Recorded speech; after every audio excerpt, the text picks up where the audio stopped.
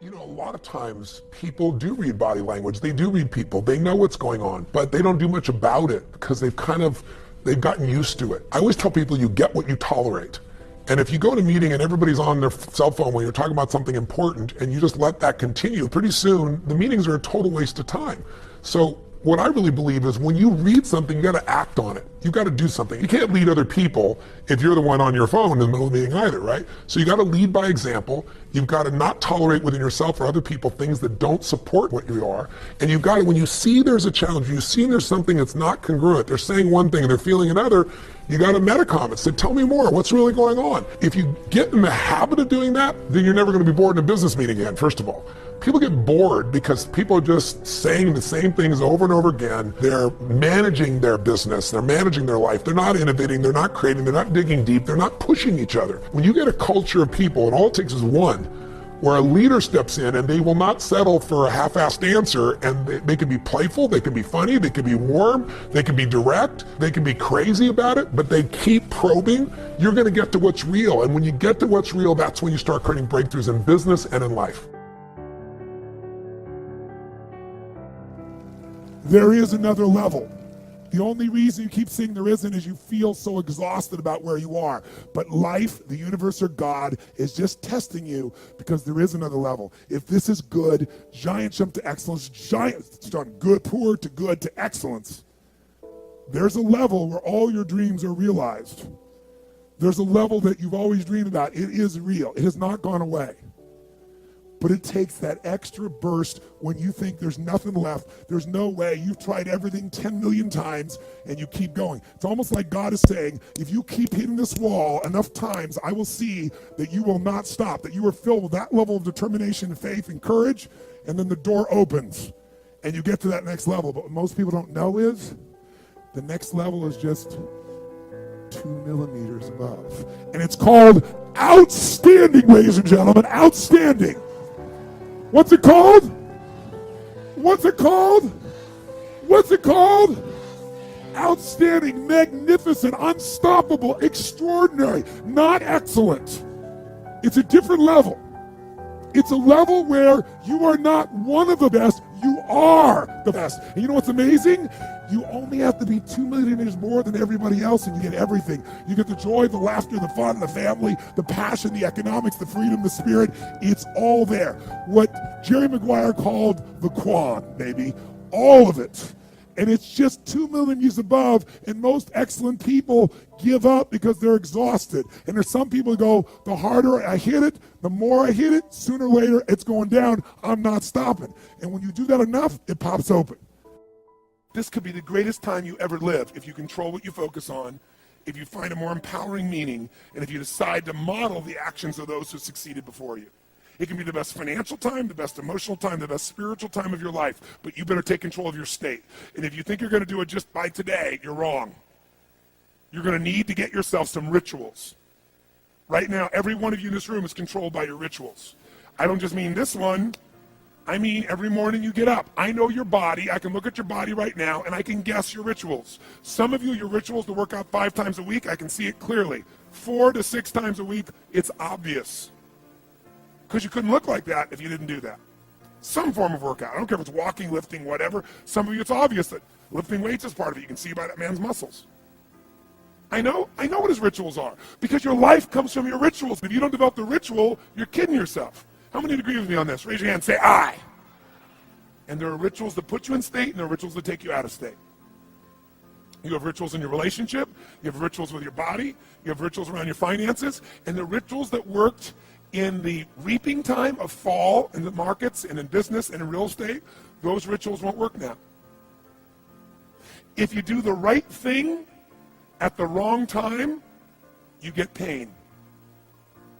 I'll say that again. If you do the right, you go, but Tony, I'm doing the right thing, but I'm not being rewarded. If you do the right thing at the wrong time, you don't get rewarded, you get pain. So you better do the right thing at the right time, and to do that, you better know what season you're in, and to do that, you better learn how to change your state. How to take control of your own conditioning. That's what I live for. Does this make sense to you? Yes or no? Come on, guys. Yes or no?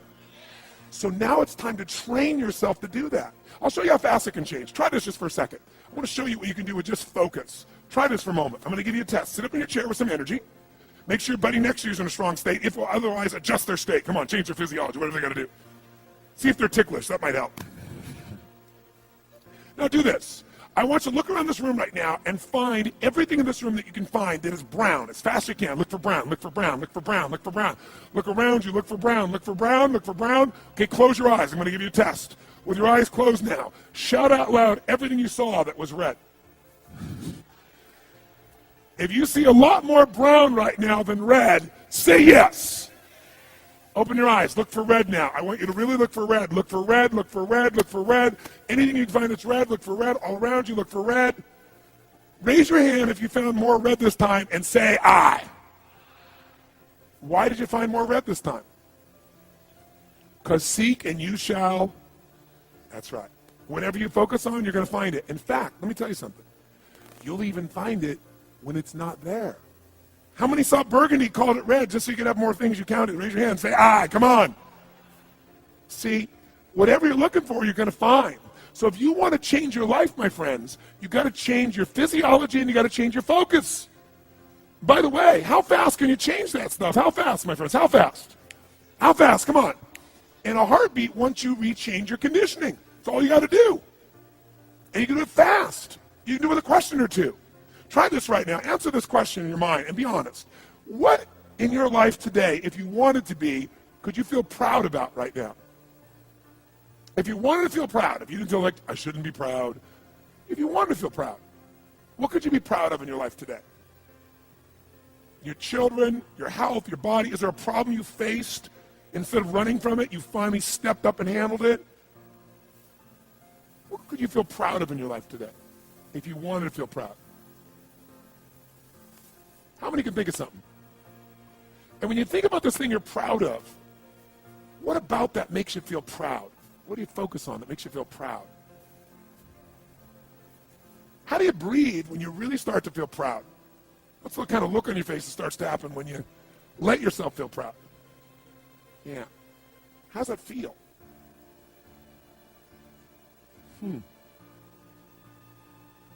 Think of another area of your life. Think of an area of your life that you're grateful for. Or if you go, I'm not grateful. If you wanted to be grateful, what's an area you could feel grateful for? What could you feel grateful for if you really wanted to feel grateful? How many can think of something you could feel grateful for? Let me see your hands. And what about that are you grateful for? What do you focus on that makes you feel grateful? How does it feel when you're really, truly feeling filled with gratitude?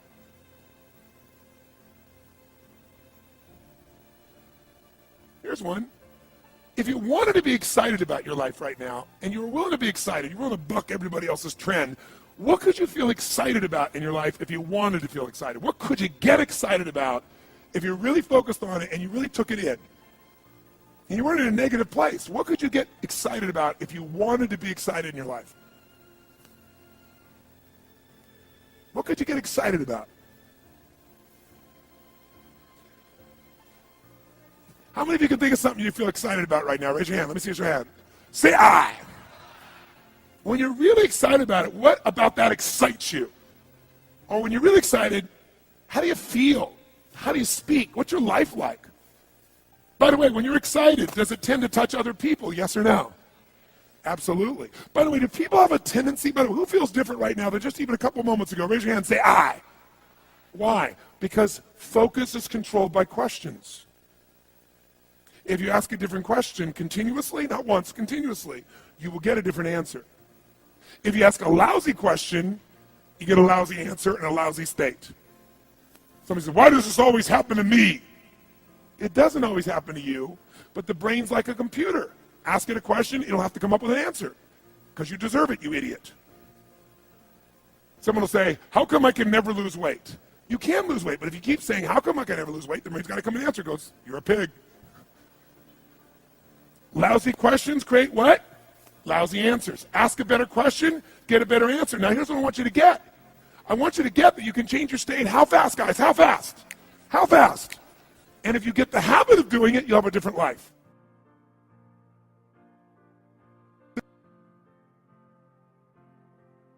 So what we've got to do is make that change in those standards. That's where the shifts happen. Doesn't happen any other place. And I give you a very simple example. If you want to know the difference in people's lives, it all comes down to what are the things that are must for you versus shoulds. So let me tell you this. We said to have an extraordinary life, you got to have an extraordinary psychology, right? Extraordinary psychology means you got to live in an extraordinary state.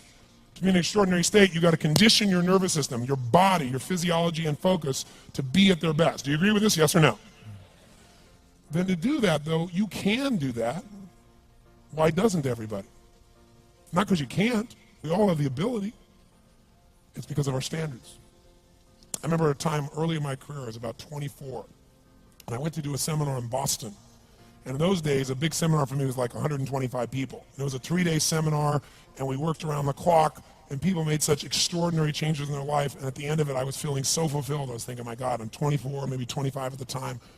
And I am so happy because I have found my mission in life.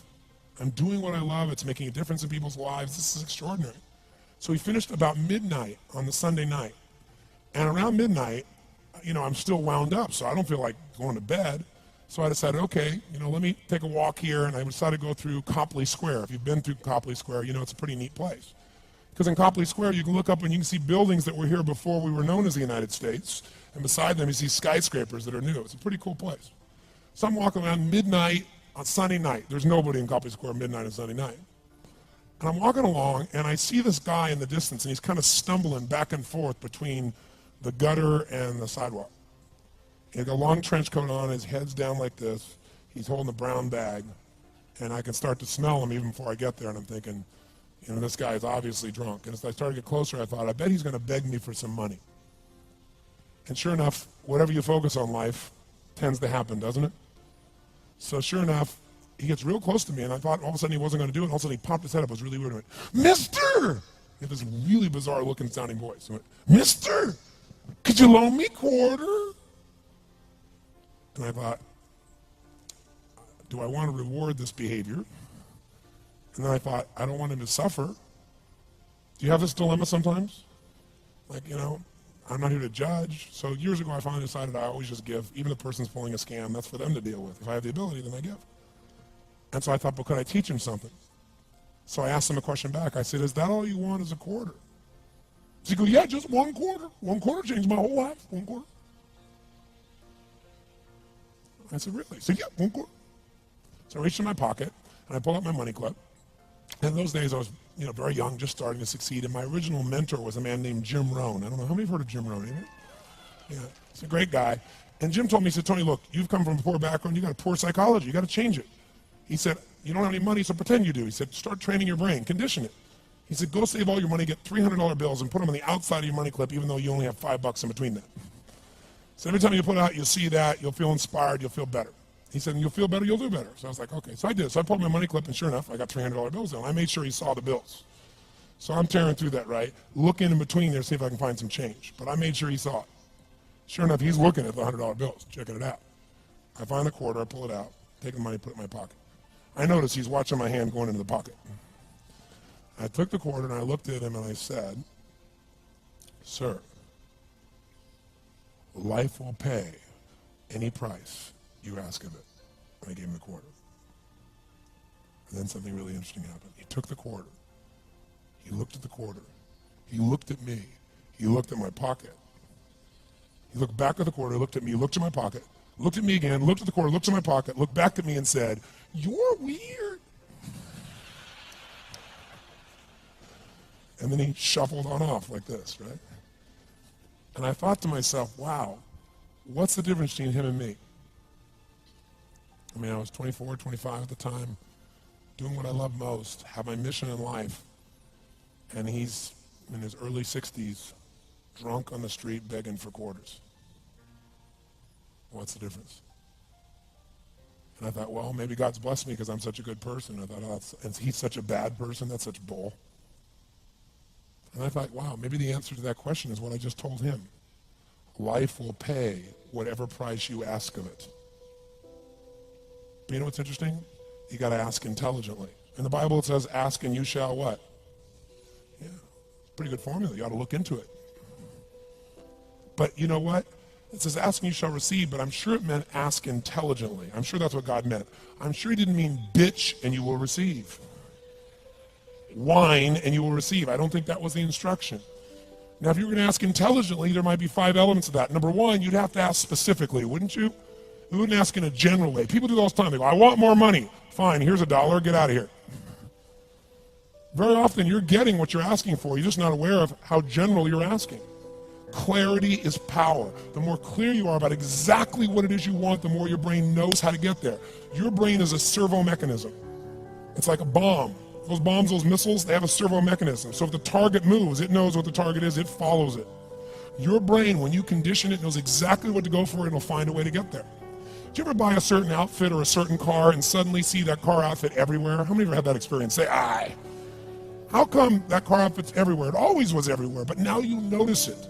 And the reason is because there's a part of your brain called the reticular activating system, the RAS. That part of your brain determines what you notice and what you don't notice. Your brain spends most of its time trying to make sure you don't notice because you'll go crazy if you notice everything. But when you decide what's most important to you, your brain goes after it. Everyone I know who's successful builds what I call an RPM plan. An RPM is built on the metaphor that the way to get from where you are to where you want to go to the fastest is you got to build power, like in a car, RPMs. And the R stands for they know the result they're after. They know what they want precisely. If you don't know exactly what you want or you let yourself get beyond that into something general, you're not going to achieve it. Clarity is power. You got to know the specific result you're after. What do you want? If you can't answer that question right now in your personal life, in your body, in your relationships, in your finances, in your spirituality, then you're not going to be as fulfilled as you want to be. Today we're going to have you answer one of those questions at least. The second part of it, you got to know why you're doing it. Because you know what? You may get a big goal. Somebody says, I want to make $1 billion. I want to bring peace to the earth. Why? Because as soon as you come up with a goal, all the obstacles show up. And unless you've got enough emotional drive to break through that, you're never going to discover what it really takes. So you got to get yourself past that. And the way to get past that is have enough reasons. Reasons come first, answers come second. This man did not know what he wanted. He did not have enough reasons. To ask intelligently, you got to ask specifically. To ask intelligently, you got to know why you want it, have enough drive to make it happen, enough juice to make it happen. If you don't have enough reasons, you will not make it happen. And the M is, what is your massive action plan?